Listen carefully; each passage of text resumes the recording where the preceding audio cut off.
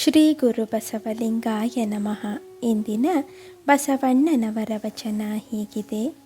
360 ದಿನ ಶ್ರಮವ ಮಾಡಿ ಕಳನೇರಿ ಕೈ ಮರೆದಂತಾಯಿತೆನ್ನ ಭಕ್ತ ಎನಿಸು ಕಾಲ ಲಿಂಗಾರ್ಚನೆಯ ಮಾಡಿ ಏವೆನಯ್ಯ.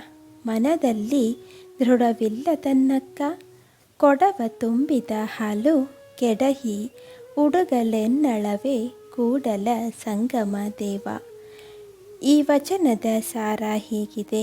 ನಾವು ಮಾಡುವ ಭಕ್ತಿಯ ಸಾಧನೆಯಲ್ಲಿ ನಿಷ್ಠೆ ಮತ್ತು ದೃಢತೆಗಳಿರಬೇಕಾದುದು ಬಹುಮುಖ್ಯವಾಗಿದೆ.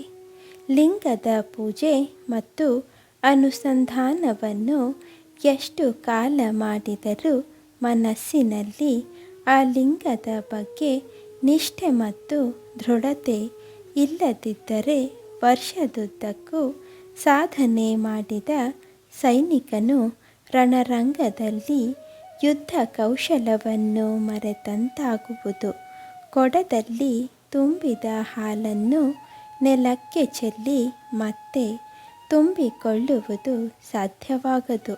ಹಾಗೆಯೇ ಮನಸ್ಸಿನಲ್ಲಿ ದೃಢತೆ ಇಲ್ಲದ ಭಕ್ತಿಯು ನಿರರ್ಥಕವಾಗುವುದೆಂಬ ಬಸವಣ್ಣನವರ ಭಾವ ಅವರ ಈ ವಚನದಲ್ಲಿ ವ್ಯಕ್ತವಾಗಿದೆ.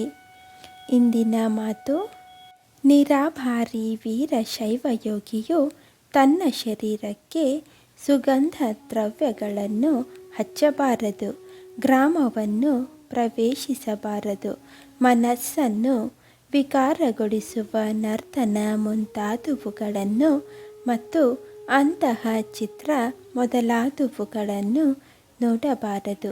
ಆಧ್ಯಾತ್ಮ ಸಾಧನೆಗೆ ಏಕಾಂಗಿಯಾಗಿರುವುದು ಅತ್ಯವಶ್ಯವಾಗಿರುವುದರಿಂದ ಸದಾ ಏಕಾಂತದಲ್ಲಿ ವಾಸಿಸಬೇಕು.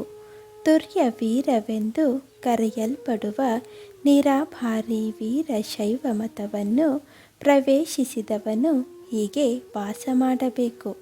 ಇಲ್ಲವಾದರೆ ಅವನು ಭ್ರಷ್ಟನಾಗುತ್ತಾನೆ ಹಾಗೂ ಮತ್ತೆ ಮತ್ತೆ ಅಜ್ಞಾನರೂಪಿಯಾದ ಅಂಧಕಾರ ಕೂಪದಲ್ಲಿ ಬೀಳುತ್ತಾನೆ. ಕೆಲವು ವ್ರತಗಳನ್ನು ನಿರಂತರ ಆಚರಿಸುವುದು ಮೇಲ್ನೋಟಕ್ಕೆ ಕಠಿಣವೆನಿಸುತ್ತದೆ. ಆದರೆ ದೇಹಕ್ಕೆ ಅದನ್ನು ಅಭ್ಯಾಸ ಮಾಡಿಸಿದರೆ ಅದು ಸಹಜವಾಗಿಯೇ ಮುಂದುವರಿಯುತ್ತದೆ. ಶರಣು ಶರಣಾರ್ಥಿಗಳು.